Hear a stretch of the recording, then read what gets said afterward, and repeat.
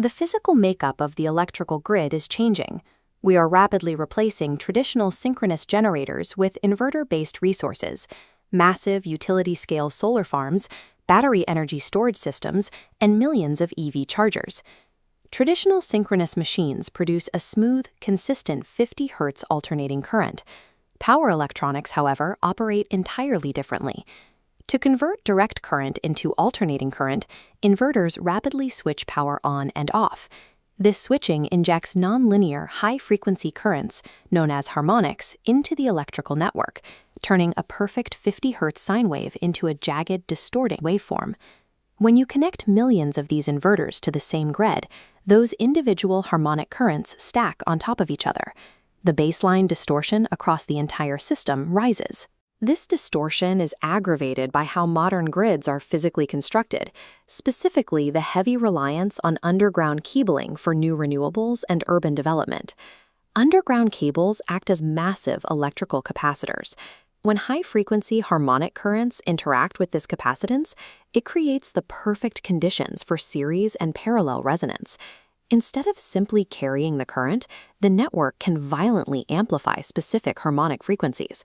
Left unchecked, this resonance causes severe equipment overheating, long-term degradation of critical grid assets, and the maloperation of protective relays. To contain these physical threats, the Energy Networks Association introduced Engineering Recommendation G5.5. It is the definitive regulatory framework governing harmonic voltage distortion in the UK. G5.5 replaces the previous standard from 2001 with a rigorous mathematical overhaul. If we are going to build an inverter-dominated future, this exact level of strict harmonic management is required to prevent grid instability. Every new project connecting to the grid must navigate a specific compliance journey under G5.5, which is broken down into 3 stages of escalating rigor. This table outlines the initial assessment criteria. Stage 1 focuses entirely on low-voltage connections, breaking the process down into 4 distinct substages. Compliance here relies largely on self-certification against standards like IEC 61000-3-2, permitting connection without complex modeling. If a project connects at medium voltage, greater than low voltage but less than 33 kilovolts, or if it fails the Stage 1 criteria, it moves to Stage 2. This table details static fault level in feeds. In Stage 2, engineers use these static short-circuit power levels at the point of common coupling, along with simple reactance models, to predict the total harmonic distortion the new plant will create. The final row of this summary outlines Stage 3. This stage is triggered automatically for any project connecting at 33 kilovolts or above, any plant containing resonant equipment, or any system that fails Stage 2. Crossing that 33 kilovolt threshold means leaving behind the convenience of simple static fault tables. You enter an assessment phase where the engineering complexity scales exponentially. To understand why Stage 3 is so rigorous, we have to look at the structural flaw of the previous standard. Under G5/4, harmonic limits were treated as absolute values that anyone could occupy until they were exhausted.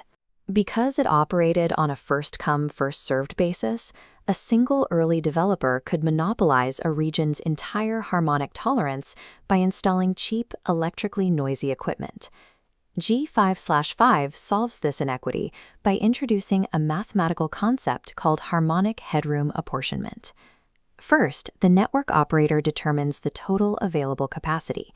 They take the absolute planning limit for a given node and subtract the pre-existing background harmonic noise. The difference is the available headroom. Instead of handing all that remaining headroom to the first applicant, it is mathematically divided among both current and future users. A project's specific slice is calculated based on its connection voltage and generation size in megavolt amperes. There is a strict regulatory ceiling built into this math. Developers connecting at 132 kilovolts or below are generally restricted to a maximum of 50. Instead of a single data point, the operator provides complex polygons. These shapes map exactly how network impedance shifts over time. Physically, these boundaries represent the absolute worst-case network impedances across thousands of feasible grid configurations.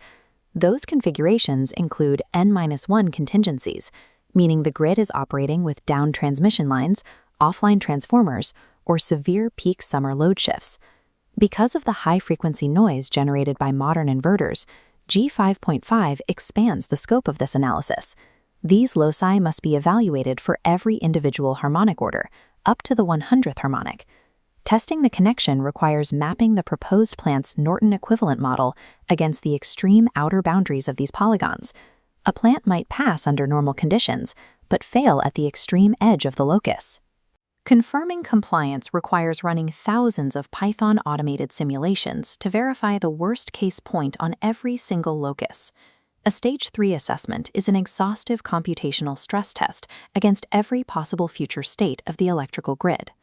Mathematical headroom apportionment solves the capacity issue, but it creates an entirely new physical paradox: microscopic emission limits. Because the available capacity is sliced so thinly across future projects, a new plant's individual limit for specific high-order harmonics can routinely drop as low as 0.02%. At 0.02%, the theoretical mathematical limit is entirely swallowed by the ambient measurement noise already present on the grid. Enforcing this exceeds the physical accuracy of IEC-defined voltage transducers. You cannot enforce a limit your equipment cannot accurately measure. To resolve this, the industry has adopted a practical engineering workaround. Strict individual harmonic limits are typically capped at a physical measurement floor of 0.1%. However, if the simulations show the plant violating that 0.1% threshold, the developer must implement physical mitigation. The first option is a software mitigation approach. Engineers can request deep-frequency sweep data from the network operator to prove that a resonant violation only happens during an obscure, easily avoidable outage scenario.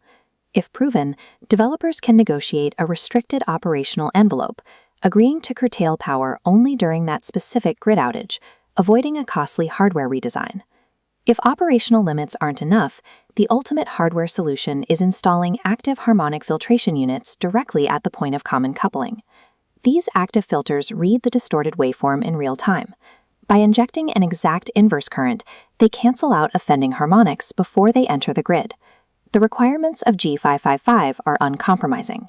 Pushing assessments to the 100th harmonic and demanding thousands of locus simulations places a massive computational burden on developers.